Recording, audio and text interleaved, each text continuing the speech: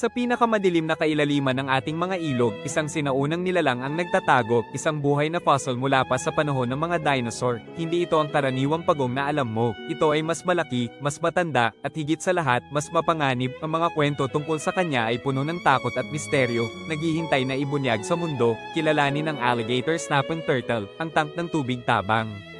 Ang kabibi nito ay parang baluti ng isang mandirigma, puno ng matatalim na bukol at algae, nagtatago sa ilalim ng tubig. Ngunit ang tunay na nakakatakot ay ang kanyang bibig, isang makapangyarihang pang-ipit na kayang durugin ang mga buto ng napakadali. Ginagamit niya ang kanyang pink, hugis ulat na dila bilang pain, naghihintay ng walang kaalam-alam na biktima. Ang kanyang pagkilos ay mabagal, ngunit ang kanyang pag-atake ay kasing bilis ng kidlat, isang perpektong predator, binuo ng milyon-milyong taon ng ebolusyon at kalupitan. Mula pa sa sinaunang panahon, ang alligator snapping turtle ay nanatiling hari ng mga katubigan, patuloy na nagpapamalas ng lakas at katusuhan. Ang presensya nito ay paalala na may mga nilalang pa ring nabubuhay na nagtatago, nagdadala ng kapangyarihan at misteryo ng nakaraan. Sa bawat gabi, ang nilalang na ito ay patuloy na nagbabantay sa kanyang teritoryo, isang tunay na alamat ng ilog. Mag-ingat sa bawat anino.